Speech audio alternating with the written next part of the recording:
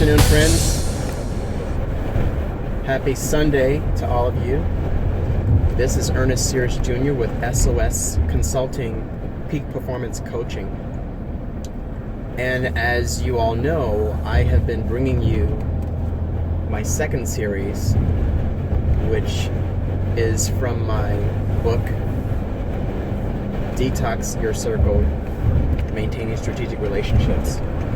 And this series is called 13 Toxic Red Flags. We've covered 5 of them already, and right now we're on number 6. And this number 6 toxic red flag is really, really big. It's one of those red flags that can really impact a lot of them, but I really want to spend some time on this one. This red flag is epitomized by someone who spends an excess amount of time in unproductive activities, unhealthy hobbies or pastimes, and in bad habits. The combination of all those 3 distracts them from their life goals. I'm going to repeat that. Number 6 of the toxic red flags is epitomized by someone who spends excessive time in unproductive activities, unhealthy pastimes or hobbies, and just bad habits.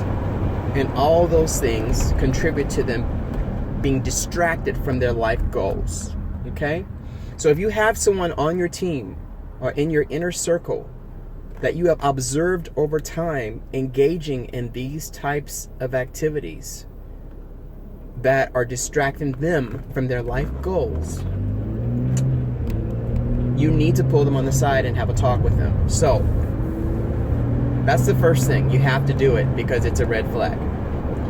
But make sure when you do this, you're coming from a place of compassion, of genuine concern and care, as a friend, as a leader, a trusted leader, and someone who really believes in their full potential, in that person's full potential, and is sincerely concerned about them not being able to reach their full potential if they continue to engage in these unproductive activities, correct? So that's going to be important that you're coming from that angle, because you cannot come from an angle of judgment, because frankly, nobody, as long as you're in this human condition, nobody is able to judge. Everybody is guilty of engaging in some sort of unproductive behavior or pastime that, if you overdo it, will derail you, will shipwreck you, will distract you from your life goals. So do never come from an angle of judgment or superiority, because you are not in that position. I think there's only one thing that's in that position to do that, and it's none of us, because we're simply human and altogether fallible. So when you talk to them, make sure that you are observing and giving them specific observations that you've made.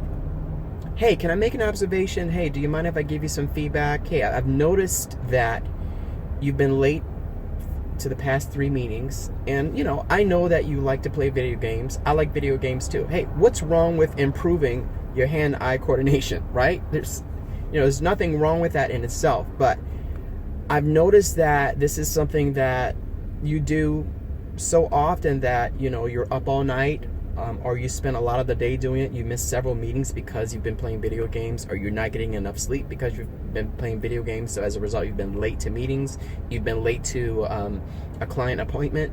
And these are things that I know that you have the ability to do an amazing job, because you always do. But I see that if this is something that continually happens, if we calculate the amount of time you're doing this type of activity, it's taking away from your ability to get your job done, to be productive, to maybe reach some of the goals that you've set for yourself for the next 30 to 60 days, goals that you've set for yourself for the next year. your vision of your life or where you want to be in the next year can be negatively impacted by your engaging in this particular activity. Another example, let's say it's somebody who likes to party. I don't know about you, but I like to party from time to time. And we all have been guilty of whatever pastime we enjoy that could possibly negatively affect us. We've all been guilty of going a little bit too far, but hopefully, we have the fortitude, the foresight, the responsibility to be able to, adjust that behavior so it doesn't negatively impact us again. But if you see somebody on your team or in your inner circle where, they're engaging in behaviors and bad habits, unhealthy habits that are distracting them from this goal that you happen to know they have, then again, have a talk with them. Again, come from that angle of true care, genuine compassion, as a friend, as a leader who wants to see them achieve their best. Remind them of how amazing they are. Remind them of the vision that they share with you that they want to achieve. Remind them of that book they want to write. Remind them of the number of accounts that they want to have at the end of the next quarter. Remind them of what they want to do for their family and the life that they want to have for themselves. And also show them how this particular pastime, whether it's binge drinking, whether it is video games, whether it is drugs, poker, whatever it is, because whatever you do, I think anything is fine in moderation. But anything that you overdo and spend excessive time on can be negative for you, and for your life. And so, again, give specific observations. Number one, specific observations. Number two, frame it in such a way that they can see that if they continue this, how it can specifically negatively impact them. Calculate, the time they spend with that, and how if they don't spend that time with that, how it could, how they can be further along to get to their dream. Talk about, hey, if you continue to do this, this is going to impact you. This is going to distract you from where you want to be. Remind them of how amazing they are. Remind them of their potential. Remind them of the things they've done in the past. Remind them of how much you rely on them. You rely on them to get the job done. You rely on them to be an example for you, for the rest of your team. If there's somebody in your inner circle, remind them of how you look up to them as an example for certain things and how you need them along your life's path to achieve your goals. One of the things that we need to remember is that, you cannot be a lone wolf and achieve your goals. To fulfill your dreams, to get where you want to be, to make that vision, to move from inspiration to manifestation requires a team, requires a village. It takes a village to reach your goals. You have to assemble around yourself a group of people that are aligned with you, whose lives, whose vision is congruent with yours. I'm not saying they have to be exactly into the same things you're into. That's not what I'm saying. But they have to be moving towards a goal along a path that is going to be productive.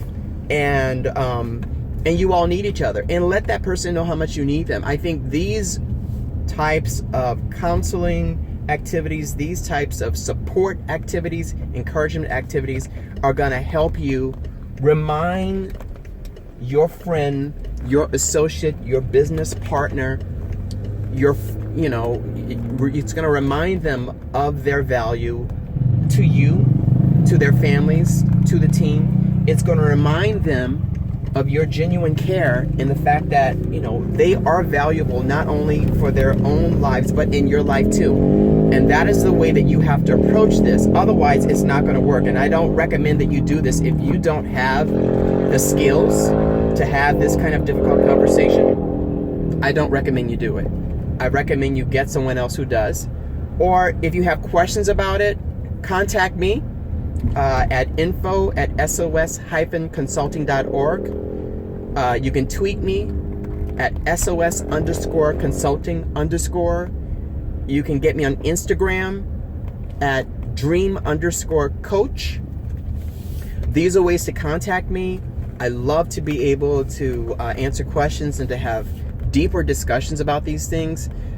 And frankly, you can just comment below with questions and I will respond probably within 24 hours, because I think these are really important things to make sure that your team is sound, that your team is stable, that your team is high performing. And whatever I can do to help you with that, hey, I'm there for you.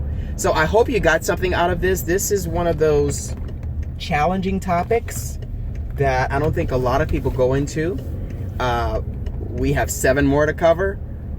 So stay tuned. And remember, it's really, really important to reflect and then recalibrate and then reinvent.